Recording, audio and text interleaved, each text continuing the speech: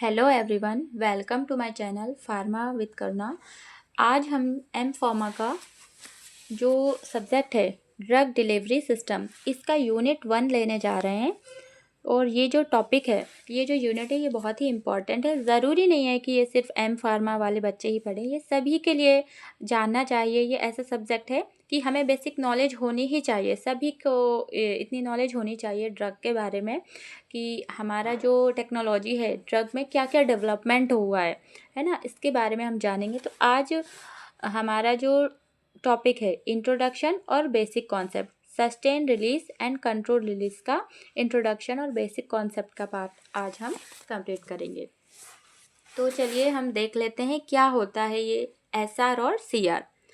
तो first of all हम देखते हैं इसको। Introduction. Sustain release and control release formulation are modified release dosage form designed to overcome the limitation of conventional tablet which release the drug rapidly and require frequent dosing। तो देखिए, first of all तो हमें ये पता होना चाहिए कि हम अभी तक जो लेते आ रहे थे कौन सी कन्वेंशनल टेबलेट है ना। तो हमें क्या होता था कि डॉक्टर हमें एडवाइस करता था, कुछ टैबलेट होती थी कि हाँ हमें दिन में 4 बार दवाई लेनी है ना, 4 बार टैबलेट लेना है। तो उससे क्या होता था, कोई भी पर्सन है तो हो जाता था कि उससे एक आध टाइम की दवाई मिस हो जाए, है ना, वो टैबलेट नहीं ले पाता था। तो क्या होता था, हमें उसका थेरेप्यूटिक इफेक्ट अच्छे से नहीं मिलेगा। हम प्रॉपर वे में अगर कोई भी ड्रग नहीं लेंगे, कोई टैबलेट नहीं लेंगे, है ना, पूरा जो कोर्स है हमारा नहीं लेंगे अगर प्रॉपर वे में, तो हमें उसका इफेक्ट भी अच्छा नहीं मिलेगा। तो इसी को मॉडिफाइड करा गया, इससे मतलब कुछ चल रही थी रिसर्च वगैरह, है ना, तो कुछ इसका मॉडिफिकेशन करा गया। सस्टेन रिलीज और कंट्रोल रिलीज का फॉर्म हुआ, है ना। Sustain release and control release formulation are modified release dosage form design to overcome the limitation of conventional tablets. तो इसी को हमने कम करने के लिए, मीन्स हमें कन्वेंशनल टैबलेट जो है बार बार लेनी होती थी, है ना, तो इसी को ताकि हमें बार बार ना लेना पड़े, है ना, इसका लिमिटेशन करने के लिए ये इसका फॉर्मुलेशन हुआ sustain release and control release का, है ना। तो ये क्या है, sustain release and control release formulation are modified release dosage form design to overcome the limitation of conventional tablet, ताकि कन्वेंशनल टैबलेट हमें बार बार ना लेना पड़े, है ना, which release the drug rapidly and require frequent dosing. इसीलिए इसी को हम कहते हैं सस्टेन रिलीज एंड फॉर्मुलेशन। इसको कन्वेंशनल टैबलेट जो है इसको हमें बार बार ना लेना पड़े, है ना।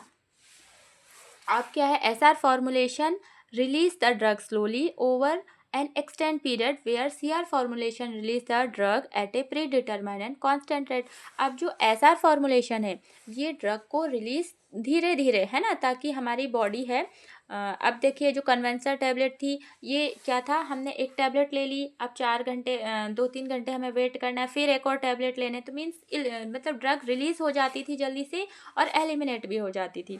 तो अब जो एसआर फॉर्मुलेशन है ये क्या करता है, ड्रग को हमारी बॉडी में धीरे धीरे रिलीज करता है, slowly and extend period, where CR formulation release the drug at a predetermined and constant rate. अब ये जो सीआर फॉर्मुलेशन है मीन्स कंट्रोल रिलीज फॉर्मुलेशन है, ये ड्रग को क्या करता है, एक कांस्टेंट रेट पर ड्रग को रिलीज करता है। जैसे हमने टैबलेट ले ली, अब 4 घंटे बाद लेनी है, तो इसमें अब जो SRCR फॉर्मुलेशन की जो ड्रग रहती हैं इसमें हमने ले ली, तो अपने आप बॉडी में वो अंदर से मतलब उस टाइम बाद खुद से ड्रग रिलीज करेगी, है ना, हमें लेने की ज़रूरत नहीं पड़ेगी। हमने एक ड्रग ले ली और हम वो ड्रग खुद से उस टाइम बाद रिलीज हो जाएगी to maintain uniform plasma concentration, और जो प्लाज्मा कंसंट्रेशन है वो भी मेंटेन रहेगा।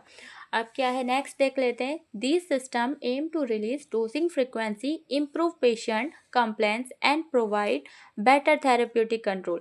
अब ये जो सिस्टम है इसका एम क्या है, reduce dosing frequency, dosing frequency को कम करना, है ना, कि मतलब हम जो बार बार डोज ले रहे थे हमें वो ना लेना पड़े।